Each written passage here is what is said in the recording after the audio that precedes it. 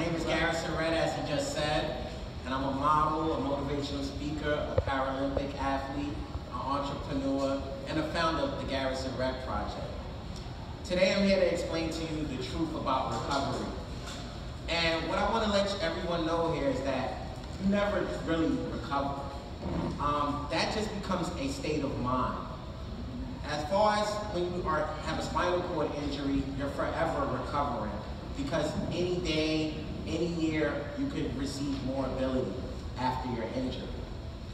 However, recovery becomes a state of mind. The reason why I say that is because of the fact that once you're recovered mentally, then no telling what your physical recovery has to be, because that's the key to recover mentally. So after I was injured, it took me quite a time to just adjust to society, being that society changes so fast. So in the months I was in the hospital, 11 months, I've noticed that, I started noticing that the world wasn't that inclusive.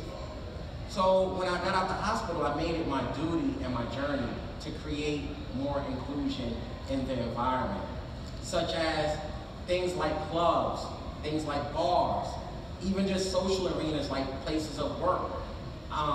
Often I noticed that there wasn't too many disabled individuals there. So the reason being is because there's not a lot of resources. There's not a lot of places to go to just receive information. And a lot of times people use disabled individuals and take advantage of them by charging them for things that they don't necessarily need to be charged for, as far as an accommodation. Now, when I started the Garrison Red Project, along here with my cousin Garfield Williams, we started it to give children a chance. We felt that children may need assistive devices in order to just strive towards success, to attain whatever they was looking for in their life. So we offer free resources in the areas of motivational speeches, inspiration, health and fitness, and just general consultation, as far as being an outlet where individuals that are disabled can come and inquire or ask us about anything that's on their mind. Because often they're afraid to share what they're going through with just any ordinary individual, because due to the fact that they may not understand because they're not in their particular shoes. So what we started noticing is that as we started growing the project, more and more adolescents was reaching out to us, just thanking us because of the fact that we gave them an opportunity as far as directing them to the appropriate resources they may need in order to achieve success, such as we direct them to what advisors they would have to contact if they're trying to go enter a university, because they are unaware that there's disability coordinators and disability advisors that can advise them appropriately on how to form their schedule in order to their needs. See, for instance, I went to York College and there was a steep hill which stretched for about 200 feet. And any individual that's in a wheelchair knows that steepness can require a lot of upper body strength. And often I started inquiring to myself, like, how can an individual without an adequate wheelchair propel themselves up that distance? So that's when my cousin, told me, like, we need to bring this on a larger scale, try to bring this nationwide. So we started recording Instagram videos where I showcase some of my life hacks, some of the things I'm able to do, in an effort to bring awareness to the situation that disability Americans are experiencing. And once again, come to our liking, individuals started reaching out to us, applauding us for what we are doing, because we make people aware that even though that we have to adapt, there's oftentimes we can make things more accessible for us with little or no change to the current structure of the item.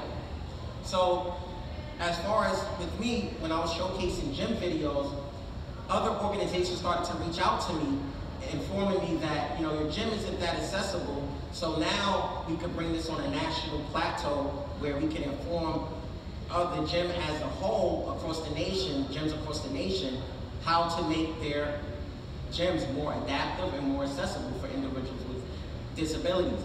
Because it's a little known issue that twice the amount, the obesity rate affects disabled individuals at twice the amount as an able-bodied individual.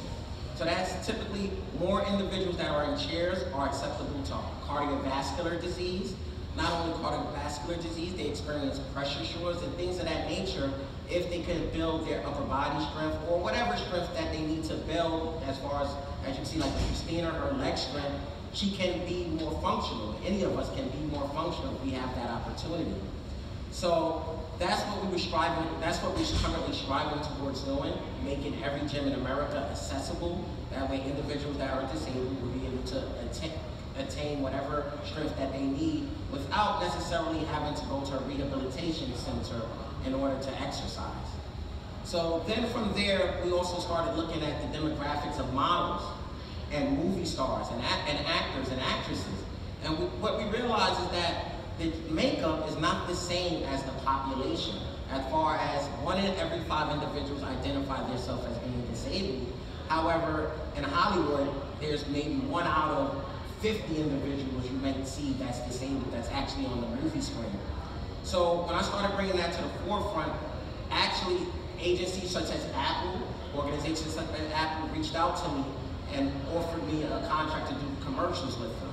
So I did an Apple commercial where I displayed how to use the watch because a lot of individuals don't know that the watch has accessibility features where it can count the rolls and in return individuals can know how much calories they are burning per day. So that was very exciting, and that was a part of my recovery process, mentally accepting my injury and trying to better others and make this world much more easier for them to accessibly and adaptively get through it. And then I'll turn it over to my cousin because he sees my recovery from a different perspective, and it was very important that he shares his story on my recovery. Hi everybody.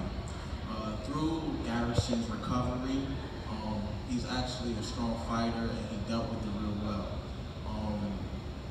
After his whole being in rehab, I seen how he was able to actually still go to college, complete and get his bachelor's degree.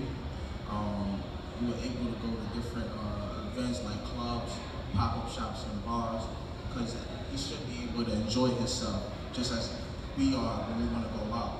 He shouldn't be limited from that. So we had a lot of fun, and what I noticed a lot, people gravitated to him a lot, and he made an impact on a small scale before any social media, any of those things. So one day we're sitting on the couch and then we think about, you know what I mean, what we want to do.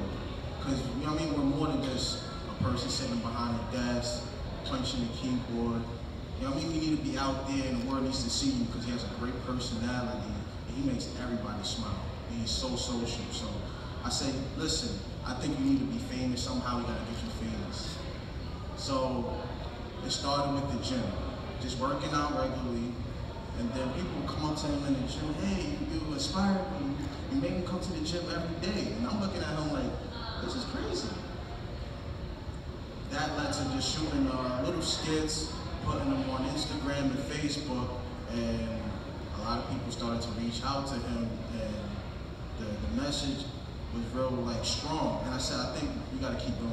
Like, this is not the end of it. Next thing you know, out of nowhere, started modeling. Becomes a brand ambassador of a clothing line. All these wonderful things started to happen. People started to reach out to him and me and help and give advice on what we should do to get to the next level, which actually brought us to here today. This is such a great thing. I'm so happy. It motivates me to be a better person and keep pushing. And also, it educated me on how to deal with disability and what we need to do to make it better. Also through the process, we faced a lot of discrimination from several clubs where they would tell us, oh, the elevator doesn't work, or we're not getting the key, or, well, we don't want you to fall on the stairs and sue us. You know, they try to not give us an opportunity. That's something we want to change, because if we make it inclusive with disabled people to come in, it actually benefits everybody. So, I mean, that's some of the things I've experienced with him, and there's a lot more we have to do and grow just to make awareness globally. So you can actually bring everybody together, because I mean, if I could go somewhere and have fun, he should too, and anybody should. You you shouldn't be judged and discriminated just because a person think you're not able to do something, not knowing who you are. You're probably more capable to do a lot more than them. Any questions from anybody? You guys are obviously incredibly close. Can I ask what the hardest thing for you to watch or to experience to see? Was there a frustration that Garrison had or something that was incredibly difficult for you to work? Was there something that perhaps you couldn't help with that was more frustrating? I really could, because the thing is, we think, you know, with a lot of situations, we try to think positive. You know, we try to stay away from thinking negative and we can't do anything. And any type of difficulties I pretty much help them with. It's really not too much. Like, we try to be problem solvers in a lot of our situations. So to really sit here and think a lot of stuff is tough, it may have been at first, but then we end up figuring it out and we make it easier for ourselves. We like to, where we think smarter and not work harder. Any more questions?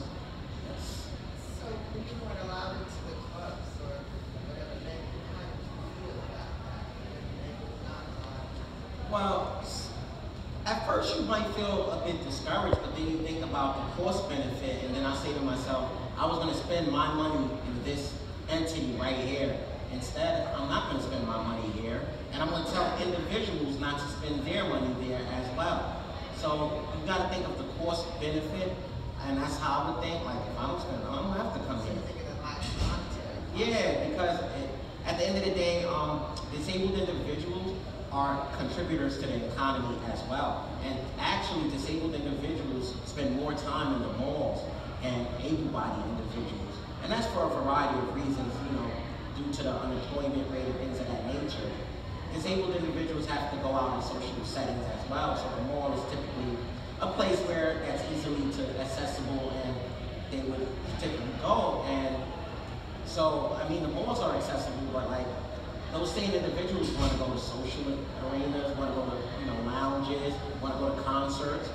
And like, if I get denied access to a particular entity, I won't go back there, but I will talk about them, you know, social media-wise, and deter other individuals from going there as well, because of the fact that that shouldn't be the way. And with me that's one of the reasons why I want to be mayor of New York City, because I think that it should be a priority that every social entity has an accessible entrance for disabled individuals.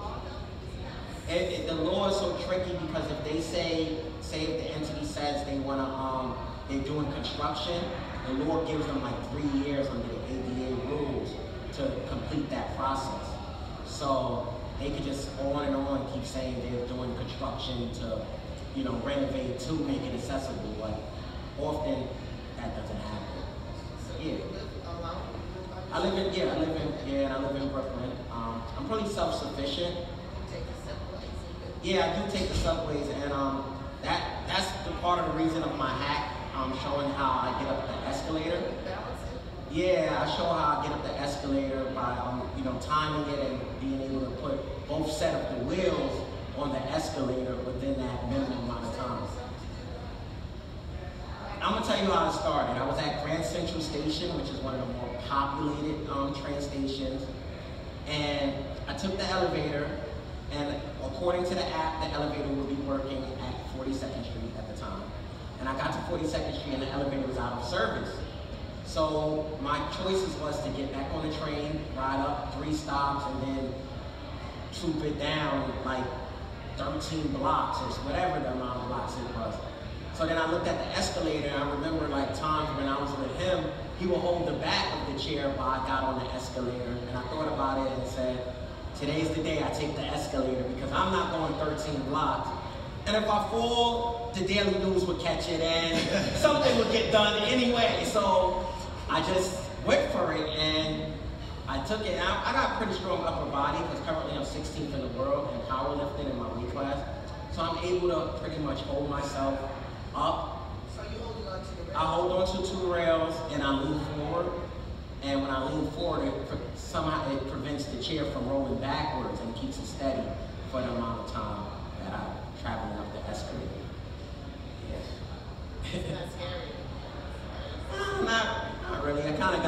to it. It's something I do. Yeah. Any more questions, guys? And I want to leave y'all with a term today.